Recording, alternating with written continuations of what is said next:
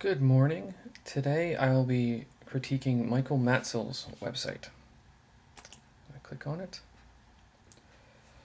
and right away when I open it, I like the initial opening with a nice soft Michael Matsil logo showing up, and it tells you he's doing environments and portraits, and then it goes into saying truth made visible, using the same effects that are used in his logo. Um, Overall, I like the logo. I like how it uses elements to show that he does environments and portraits by using rectangles, kind of evokes portraits, and then using the color green, which invokes environmental photography. The one thing I do notice is right off the bat is the entrance is a little long, and every time you go in there, whether you've been there before or not, it goes through it again, which people sometimes get a little annoyed with. So going through the site, the first thing I notice is on the left side in the navigation, which scrolls up and down, the gray scroll bar goes right into the logo, which is a bit of an issue because you always like to have the logo clearly visible when you're on a site. And then as I move on, I notice these nice, great big area for the images to scroll through, and they're great photos, which is obviously what's going to sell him. My only hang up with these is that it's maybe scrolling a little too fast, and the transitions are a little jarring. Maybe if we added a few more seconds in there, let you really focus on the image, take it in, see what it is, and have a soft transition, it might work a little better. So I'm going to go to the first link, which is portraits. I click on that, and you have a nice little drop down, very simple, very clean, which is the best way to have the site. Just let the photography do its own work. And then you go to another set of scrolling images, which work much better. The transitions are very nice, very slow, very clean, and just lets you really look at the image and take it in. Like I said, he has beautiful photography, so you might as well let that do the work for you. Moving on to environments, click on here, you have 3 more choices. Click on environments 1, and again, same idea, same images, different images, same idea. Again, works great. Great photos, just take them in.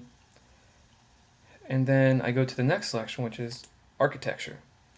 And this takes you to a whole new page. It opens in a new window and does that opening sequence again, which isn't terrible, but it's just different, and it's kind of comes out of left field. But I do like the way the architectural photos are arranged. It's a little bit of a bigger window. You have a nice little minimal navigation in the bottom left corner. You have the choice of the full screen, which I like a lot.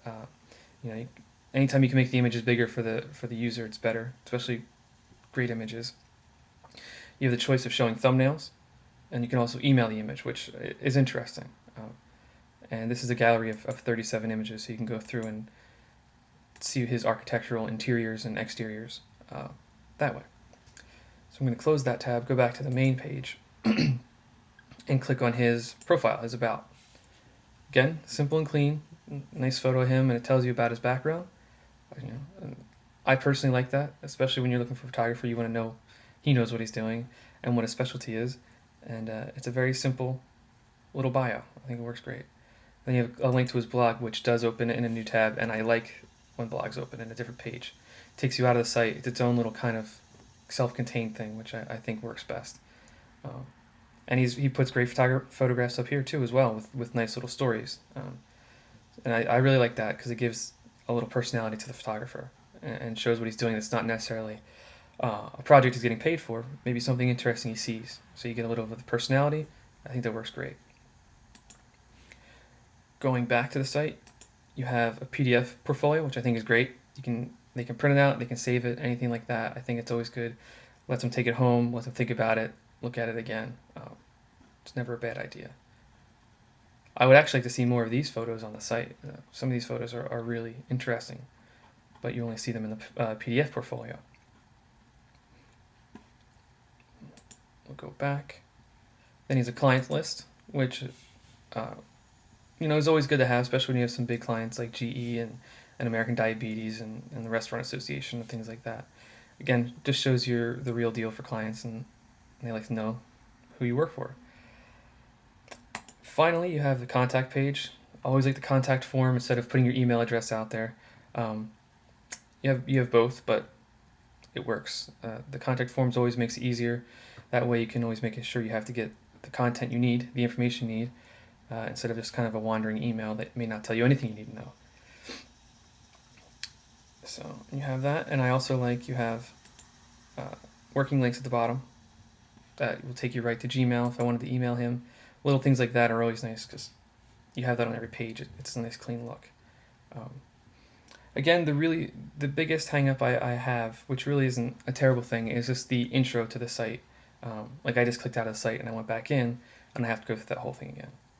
Again, it's only 5 seconds, but you know, there are sites that will somehow save that, so when you go through, you don't have to go through the intro again. But it's not the end of the world.